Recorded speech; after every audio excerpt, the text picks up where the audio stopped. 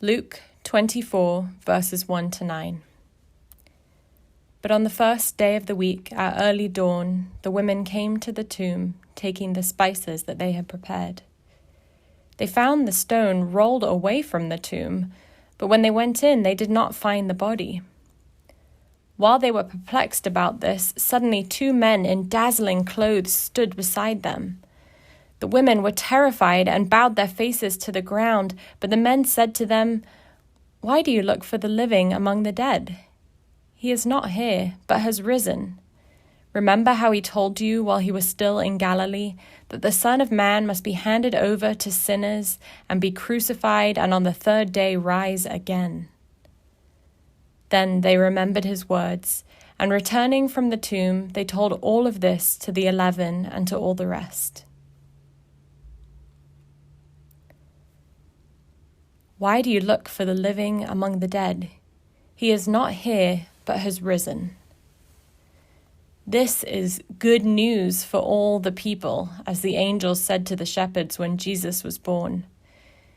Because if Jesus, who was betrayed and beaten and crucified and even had a sword plunged into his side to ensure that he was indeed quite dead, could stand in resurrected physical form, that means that there is a power more powerful than death itself. It means that death has been undone. It means that ultimately good overcomes evil, and it means that we will one day stand before the friends and loved ones we have lost, call them by name, and embrace them. This is good news. But Jesus' resurrection doesn't just mean we have a future hope. Resurrection changes life now. It means that the power of sin which sought to tear us apart has been broken once and for all.